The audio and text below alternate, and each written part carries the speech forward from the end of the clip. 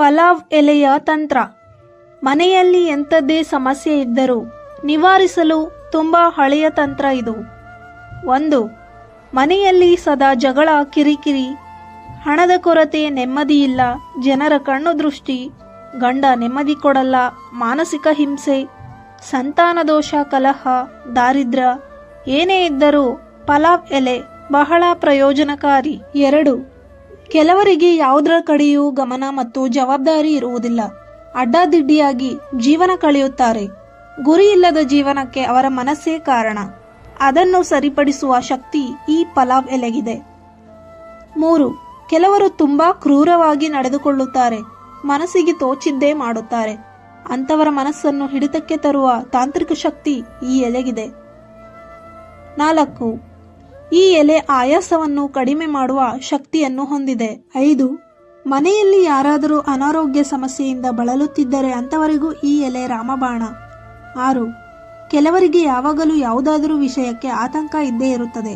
ಅಂಥವರಿಗೆ ಆತಂಕ ನಿವಾರಣೆ ಮಾಡುತ್ತದೆ. 7.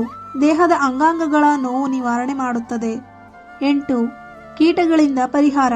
ಜಿರಳೆ, ಪತಂಗಗಳು ಮತ್ತು ಇತರ ಅನೇಕ ಕೀಟಗಳು ಈ ಎಲೆಯ ಹೊಗೆಯನ್ನು ತೆಗೆದುಕೊಂಡರೆ ದೂರ ಓಡುತ್ತವೆ. ಹಾಗಿದ್ದರೆ ಈ ತಂತ್ರವನ್ನು ಹೇಗೆ ಮಾಡಬೇಕೆಂದು ನೋಡೋಣ ಬನ್ನಿ. ಈ ತಂತ್ರವನ್ನು ಯಾರು ಬೇಕಾದರೂ ಯಾವಾಗ ಬೇಕಾದರೂ ಮಾಡಬಹುದು. ಆದರೆ ಶ್ರದ್ಧೆಯಿಂದ ಮಾಡುವುದು ಬಹಳ ಮುಖ್ಯ. ಮೊದಲು ನೀವು ಚೆನ್ನಾಗಿರುವ, ಅಂದರೆ ಎಲ್ಲೂ ಹರಿಯದೆ, ಕಲೆಯಾಗದೆ, ರಂಧ್ರಗಳಾಗದೇ ಇರುವ ಪಲಾವ್ ಎಲೆಯನ್ನು ತೆಗೆದುಕೊಳ್ಳಿ. ನಂತರ ಅದರ ಮೇಲೆ ನೀಲಿ ಬಣ್ಣದ ಸ್ಕೆಚ್ ಪೆನ್ನಿಂದ ನಿಮ್ಮ ಕೋರಿಕೆಯನ್ನು ಬರೆಯಿರಿ. ಕೋರಿಕೆಯನ್ನು ಈಗಾಗಲೇ ನಿಮ್ಮ ಜೀವನದಲ್ಲಿ ನಡೆದಿದೆ ಎಂಬ ರೀತಿಯಲ್ಲಿ ಬರೆಯಿರಿ. ಉದಾಹರಣೆಗೆ, ಪತಿ ಪತ್ನಿ ಕಲಹ ಇದ್ದರೆ ಈ ರೀತಿ ಬರೆಯಿರಿ: ನಾನು ನನ್ನ ಗಂಡ ತುಂಬಾ ಅನ್ಯೋನ್ಯವಾಗಿದ್ದೇವೆ.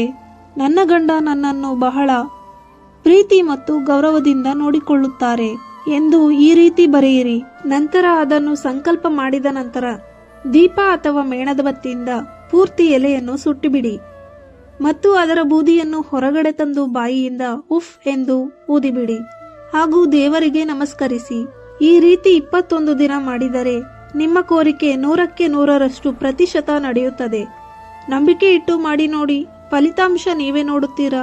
ಸ್ನೇಹಿತರೆ, ಈ ಮಾಹಿತಿ ನಿಮಗೆ ಇಷ್ಟವಾದಲ್ಲಿ ಲೈಕ್ ಮಾಡಿ, ಶೇರ್ ಮಾಡಿ ಹಾಗೂ ನಮ್ಮ ಯೂಟ್ಯೂಬ್ ಚಾನಲ್ ಅನ್ನು ಸಬ್ಸ್ಕ್ರೈಬ್ ಮಾಡಿ.